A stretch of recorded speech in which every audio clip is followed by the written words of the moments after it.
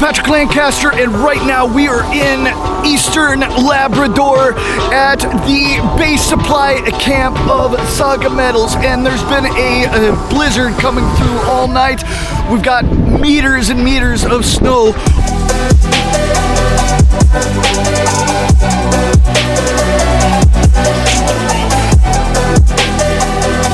Huge snowstorm in the night. We're here with the Ice Rock Warriors of Saga Metals. Some of their guys are stuck at the top of the mountain, and after the storm, meters and meters of snow.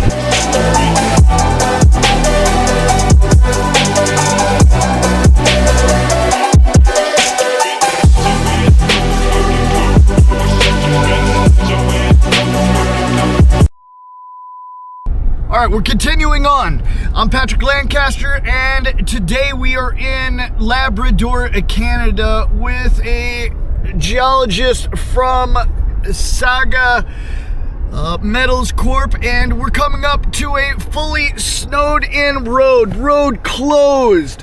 We've got about 10 meters of snow on the ground. We're passing the road closed danger sign here on the road. We're here to show the community life, the life that is changing because of increased infrastructure and business in the region, how things are helping, how things might be hurting. We're getting the real story on the ground. We've been doing a huge series here, Ice Rock Warriors. This is one of the Ice Rock Warriors right here, Mike. Mike, can you tell us what is happening today? What's the situation? Yeah, thanks, Pat. So, yeah, a lot of snow last night. I think we had over 20 centimeters in the last 24 hours. So the road's closed right now. Unfortunately for us, we've got night shift crews up the hill. So, early this morning, everyone in the town was already getting out and getting the loaders and getting the plows out and clearing out the areas. Just cleared out the clinic there, and we got Dwight and Jeff from Cartwright that are right away taking the loaders up so we can clear the bridge and make sure we can get night shift guys back into town and day shift guys back in. So we're driving up right now and making sure that that goes smoothly.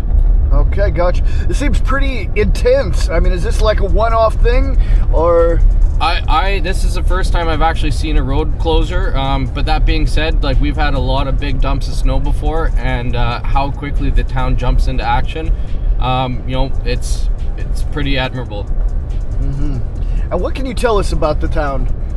Well, I could tell you tons of things. I've spent almost the last 4 years here, but yeah, incredible community, feels safe, everyone's supportive, everyone looks out for each other. It's a really, really tight community, and they've done a great job of making myself and the rest of Saga Metals team feel at home. And what are the local population primarily made up of? Native? A lot of people in Cartwright are actually Nunavutk. They take a lot of pride in that. They're both Inuit and European descent. They might consider themselves Métis. There's still a population of Nunatsiavik from Northern Labrador Inuit, and a couple Newfoundlanders and a couple Canadians. There's even one Australian. So Australian, yeah? Oh yeah. He's bouncing around. You should see him a little bit later. He'll have some good stories for you. All right, yeah, it'd be great to meet him. All right, so now we're headed to try to get the guys down from the mountain, yeah? Yeah, we just want to make sure that everything's going smoothly. Like I said, Jeff Martin from town he's taking the loader up, and he's going to make sure that the snow drifts over the bridge are cleared so that we can get our guys back home safely. All right, great. And this is the town of Cartwright in Labrador, right? That's right. All right, so let's go. Yeah, so this is a 24-hour drilling program, yeah? Yeah, that's right. So you got day shift and night shift. The guys are up there for 12-hour shifts, and you got to get the cross shift in there to relieve them. It's, as you can imagine, it's pretty tough work pulling steel rods all night.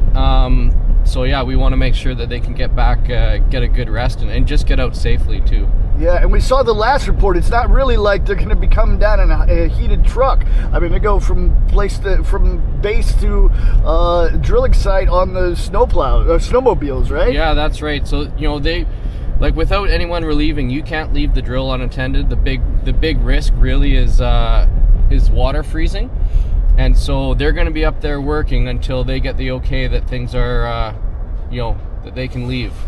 And So, at yeah. this point, they've been already, they left base camp, I think, about 15 hours ago, something like that, right? Yeah, they started their shift. You would have seen them at dinner at 6 p.m.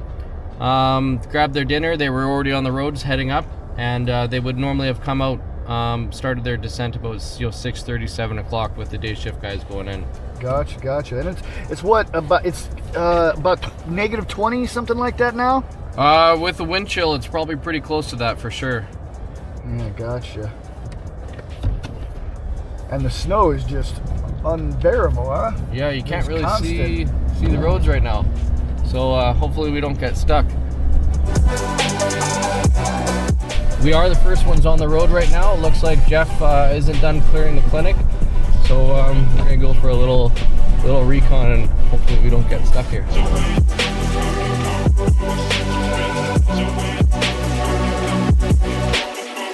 So yeah, a little bit of drifts over some of the roads. It's not too bad so far, but the bridge is the problem. That's right over the lake there, and that thing drifts up really quickly. The bridge we passed yesterday, yeah? Yeah, that's the bridge that crosses the lake into the site there. Okay, gotcha. Yeah, I mean, a couple of these corners, they might be bad, just exposed to the wind there, but yeah, so far so good. So in the night we had about 20 centimeters come down, yeah? Yeah, I believe it was about that, yeah. Okay. It was been pretty heavy. And that's on the road. Now off the road we've got several meters, yeah? Oh yeah, I think we were probably pretty easily over 6-7 feet. Nice. Gotcha. And these are all natural forests. I mean, this isn't like a farmed Oh no. pine trees and stuff. No tree farming up here. These are the black and white spruce and tamaracks. This is your Canadian boreal forest. Yeah. And what happens if these guys if we're not able to get them down today? Oh, we'll get them down. Yeah? Yeah. Oh yeah. And to be perfectly honest, those guys are fucking troopers. They'll work until they don't need to. So they're still working. They're not. They're not chilling, waiting for rescue. They're up busting ass. If rescue comes, it comes. If not, they keep working. Yeah, there's probably a few more swear words during the day, but they'll keep working until they get relieved. Gotcha. Gladiator Drilling has some dedicated crew, and they know that this doesn't stop. Yeah, and even if you wanted to get a helicopter up for them, there's no possible way now, right? You'd be hard pressed to find a pilot that would want to fly in this. Just like polar bears are like, people go missing. Yeah. Oh yeah. Like Daryl was down here. The last polar bear was like, a couple years ago. I think somebody got a seal and brought it into town, and the polar bear followed the blood in. But like up north, it's pretty like there's someone killed last year by polar bears up in northern Really? Labrador. Yeah. See, I was asking all yesterday, and nobody wanted to tell me that. Yeah. Well, it's because they're freaky, man. They will watch you. They will stalk you, and people do get killed. Really? Like a lot of these guys will have some story removed one or another about polar bears. So yeah, it's one of those things, like you got to go into the woods and get your wood, but like in the back of your mind there might be something out there watching you, waiting for a chance to get you. So I don't want to say it's like taboo, but it's one of those things that people don't joke about. Gotcha. So there's like always a chance you could run into a polar bear. Yep, 100% there is. And those are some a lot more dangerous than grizzlies and black bears, right? Grizzlies and black bears, well, bear and ground grizzlies can be bad, but nothing will actively hunt humans like a polar bear.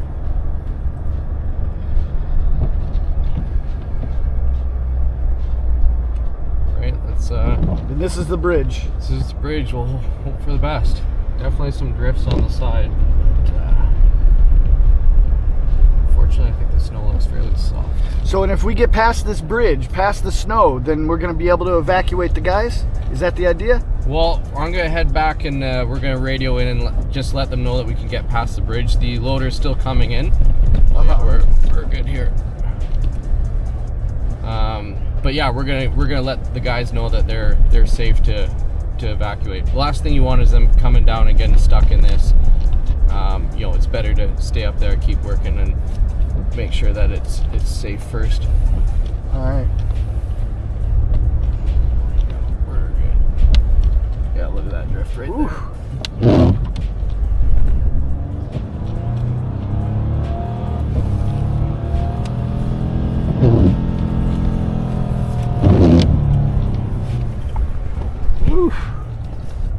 Okay, made it through.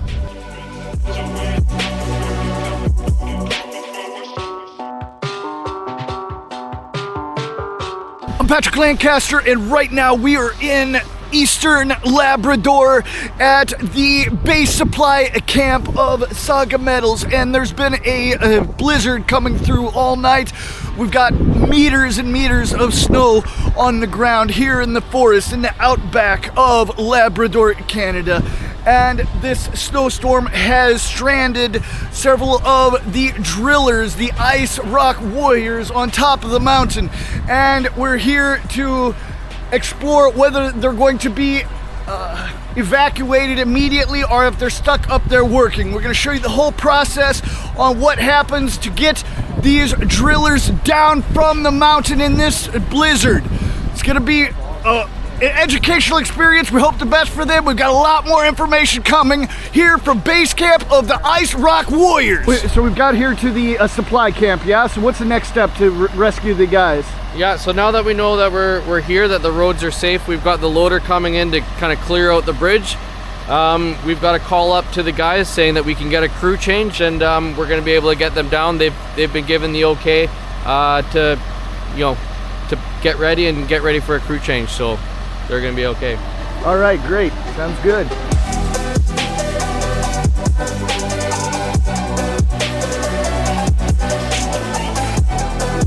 All right, things are starting to look good. We've made it here to the base supply camp on the edge of the mountain, and we're going to be meeting up with the snowplow to see if they can get the roads clear, and then hopefully the ice rock warriors are going to be evacuated from the top of the mountain. So this is Jeff, yeah? Yeah, this is Jeff here. He's going to make some space for us, and we're going to squeeze by.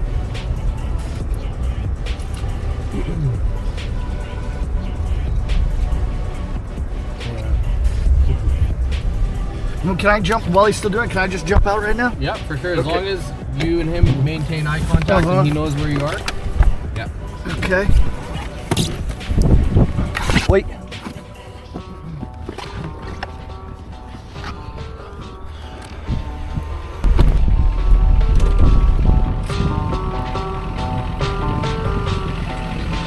Hey Jeff, how's it going? How far did you get? We got to the base camp. Okay. Yeah. Boys stuck in there? Huh? Are boys stuck in there? Yeah, they're up top still. So yeah, the bridge was a little bit rough, but we made it to the base camp. This, I guess, is the heaviest part here coming up. Yeah, how's everything going for you in the town? I got 4 or 5 driveways done, but I had to come in here then, right? Yeah? Gotcha. How's everything going here? We came about probably 45 minutes ago. Yeah, it should be pretty good there now, except for when you get on the other side of the bridge there, it's a bit narrow because I never had a chance to widen it out a bit. Uh-huh. Yeah, but I will widen it out on the way out. It should be okay. So you think we'll be able to get the guys down, yeah? Yeah. All right, great. So how far up are they past their layover? I think they're still up at the drill because they got to keep it going until the next team gets up there. So you can get up there to drill and try. I haven't been in here, see? Huh? I haven't been in here since they started drilling. So how far? Okay, I got you. No, I don't know exactly how many kilometers, but it took us about 40 minutes to get up there yesterday. So they're pretty far. So can you drive right to the drill with the truck? No. It's 40 minutes on the snowmobiles. So it's quite a bit of snow. All right.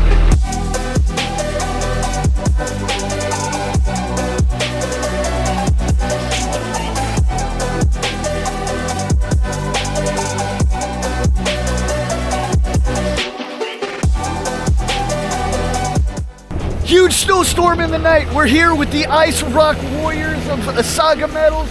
Some of their guys are stuck at the top of the mountain, and after the storm, meters and meters of snow, and they're trying to clear the road. So we're going to be trying to make our way up to them and trying to see if they're going to be rescued and evacuated right away or what the situation is. We're here on the road trying to get past to the mountains. There's a lot more information to come. Let's see what we can do, what information we can find. So much information coming. Now let's backtrack. And that would be amazing.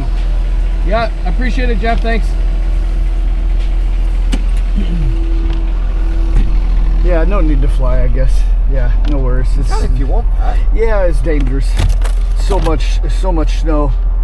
dangerous for the drone. Yeah. It's really a lot.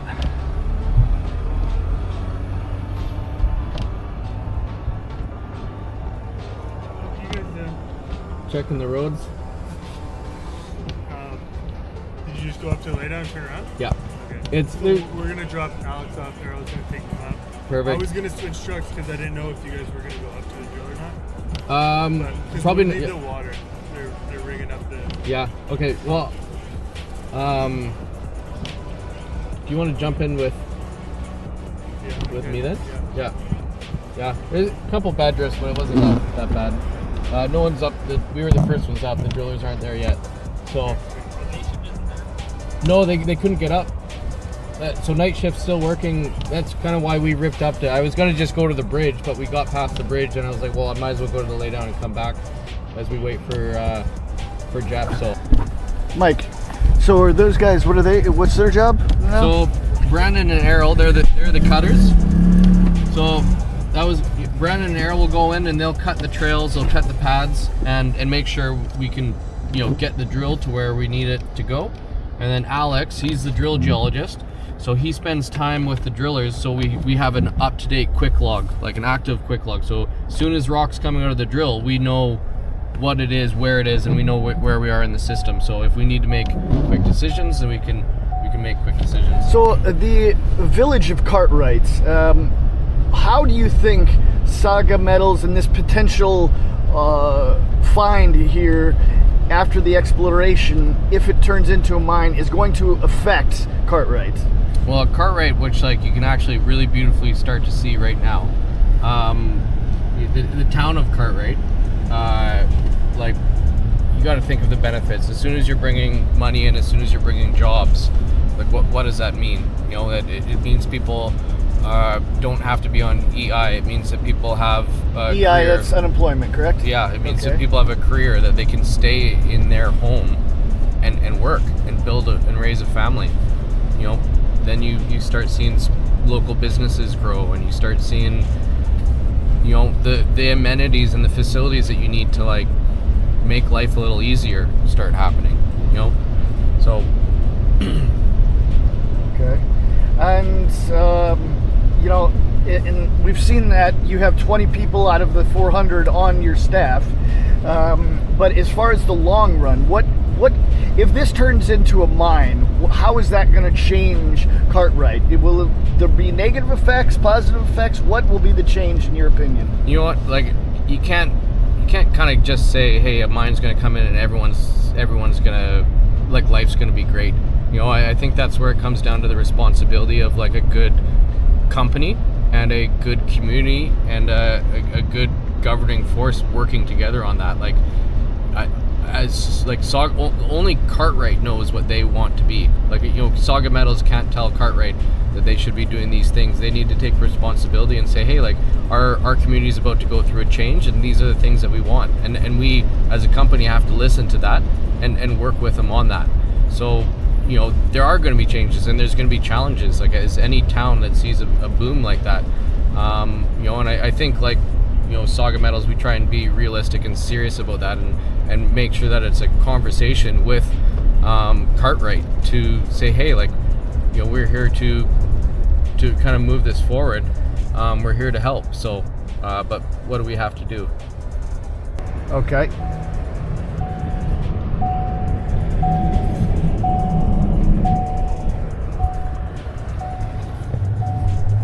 So it looks like they're opening up the road, yeah? Yeah, we're pretty close to having the road operational and open.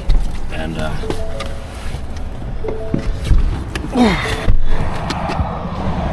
Well, buddy. How's it going? good.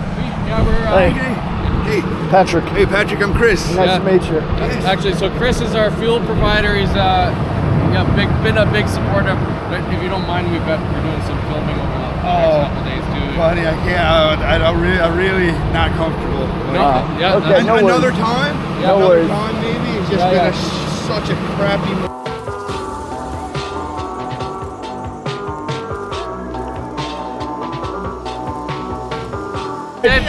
Mike, so the road's open, yeah? Well, they're kind of keeping it a little bit close. They're going to allow us to go back and forth, Okay. but it will be open here shortly. And what's the prognosis for the drillers? So the drillers, we're going to give Adam a call and give him the green light, and then we're going to be able to get a crew shift going. All right, great. All right, change. Crew change. Hey, Adam, we just got back down. Jeff's cleared the way, and you guys are good to go.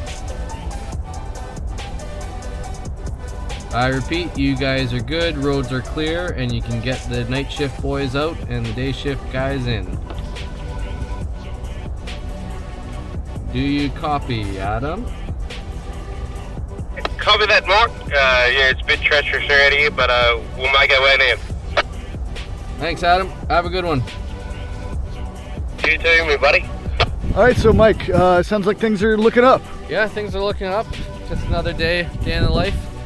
And yeah, happy to get those drillers out. They work pretty hard, and a good night's sleep and a good meal means everything. So, All right. And this is who we were talking about before, yeah? oh yeah, this is one Australian in Cartwright. Yeah, there you go. And it's nice to meet you. What's your name? Thomas, nice Thomas. to meet you, Pat. Yeah, Patrick, nice to meet you. And, you know, how'd you get from Australia to this much snow? Well, I went on walkabout, got lost. Nah. I done a 2-year work and travel visa and I applied through an agency. Not a fan of cities, so I said send me more rural the better. And I started off in Newfoundland on the island, and the missus got a job here teaching. So it all worked out that these guys were hiring, and jumped on with them. All right. Your wife is from Australia as well, or? No, she's born and raised in Newfoundland. Ah, on okay, the West gotcha. So, just fate, yeah? Oh yeah, Yeah. just so happen to be. And what's your plan? You gonna stay here? Oh yeah, stay here, work. They got work for me during the summer as well, so stick around and, like that. Nice. And what part of Australia you from? Darwin, Northern Territory, so vastly different from this. Ah, nice. It's all flat, all hot. Yeah, but you're coming in with some experience in the mining as well. You spent some time at the bauxite mine. Yeah, I done a stint in a lithium mine, worked in a bauxite mine. First mine was a manganese mine in Central Australia, but that was all operating. So it's nice to see this kind of thing, learning a whole bunch. And but yeah, it's I was always wondering how everyone knew where the good ore was, but now I know. Nice.